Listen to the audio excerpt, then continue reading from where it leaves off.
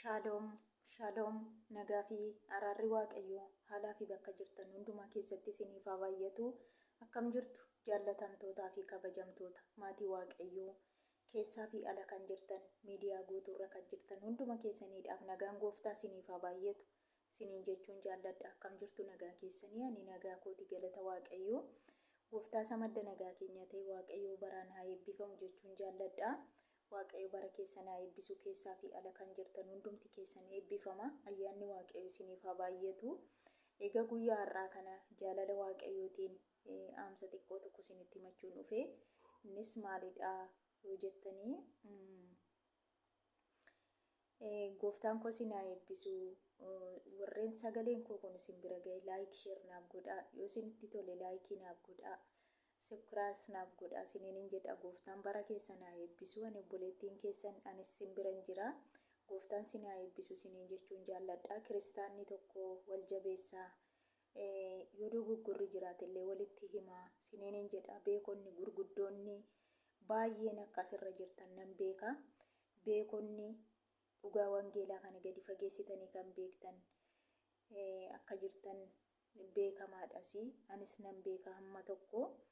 Gooftaan koo isin haa eebbisu isiniin jechuun jaalladha. Ayyaanni gooftaa isiniif haa baay'atu. Kiristaanni tokko immoo wal gateetu wal bira darbatu hin ta'in ayyaana qabutti isa tokkos jajjabeessee wal jajjabeessa jechuudha. Utubaa waliiti jechuudha. Kiristaanni gooftaan isin haa eebbisu isiniin jedha. Eebbifamaa kanuma jechuun jaalladha. Gooftaan koo isin haa eebbisu. Jaalala keessan yoo ta'e immoo subscribe naaf godhaa, like naaf godhaa. Yoo dogoggorri jiraates natti himaa isiniin jedha. Ani maqaan koo Jigaayyoo Fiqiruun jedhama. Gooftaan isin haa eebbisu isiniin jedha. Asumaan dubbii waaqayyo keessaa iddoo tokko dubbifanna. Gooftaan isin haa eebbisu. Qorontos isa tokkoffaa boqonnaa 4:1-2 nan dubbisa akkas jedha maqaa Yesuusiin. Ergamoota Kiristoos jedha mata dureensaa. Ergamoota Kiristoos jedha. Namoonni akka hojjetoota Kiristoositti akka warra hojii dhoksaa waaqayyoo adeemsisuun itti kennameetti nu lakkaa'uun ni ta'a. Warra hojii adeemsisan irraa immoo amanamummaatu barbaadama jedha. Galanni waaqayyootiif haa ta'u. Amanamummaatu barbaadama. Warra dhoksaan waaqayyootti kenname irraa maaltu barbaadama? Amanamummaa. Kanaafuu amanamummaa qabda obboleessa obboleettii ko. Amanamummaatiin deddeebi'aa jirta yoo ta'e gatiin kee guddaadha. Manni kee waaqarraa ijaaramaa jira jechuudha. Galanni Kiristoosiidhaaf haa ta'u. Baay'eetu har'a amanamummaa qaba fakkaata malee amanamummaan qabu irraa janfaarfata malee amanamummaan harkaan jiru. Keessi isaa duwwaadha. Waaqayyoo warra duwwaa ta'u otoo hin ta'in warra guutuu ta'ee guutuu wal gu'u anaaf isiniin haa taasisu. Galanni waaqayyootiif haa ta'u. Amanamummaa qabaadhu malee wanti sitti hir'atu hin jiru yoo obboleettii ko. Rakkinni har'aa kun gidiraan har'aa kun hin darbaa jabaadhu. Gooftaan si gargaara. Gooftaan na gargaara. Galanni Yesuusiidhaaf haa ta'u.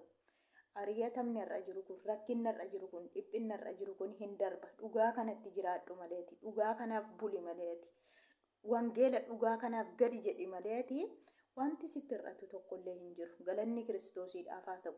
Akkasuma Qoronxoosuma tokko sagalirraa nan dubbisa akkas jedha.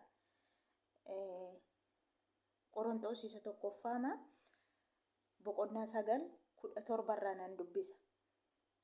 Fedha kootiin utuu kana godhee gatii nan argadhan ture.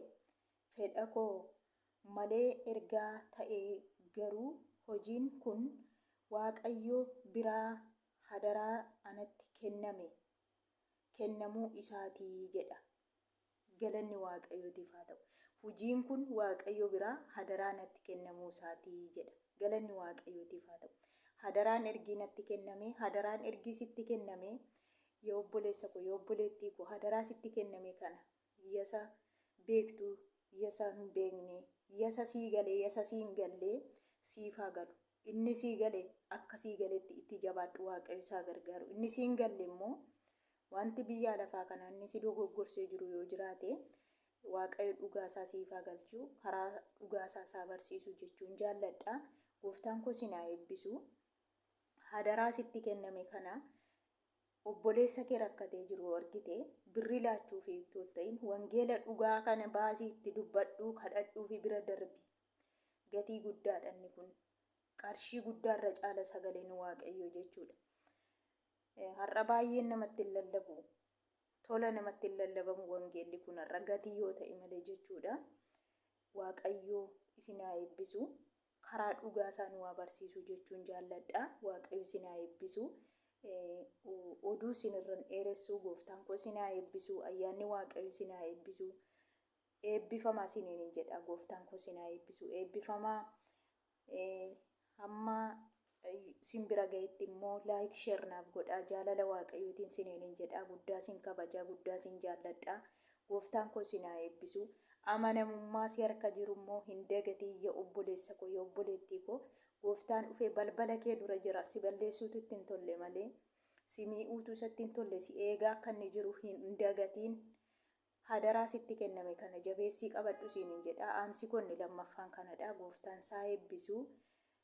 Hundumti keessan eebbifamaa warreen dhagaa jirtan isin haa eebbisu gooftaan koo isiniin jechuun jaalladha. Jaalala waaqayyootiin immoo laayik sheer sabskiraayib naaf godhaa. Na bira dhaabbadha na jajjabeessaa isiniin jedha. Gooftaan koo isin haa eebbisu. Shaaloom.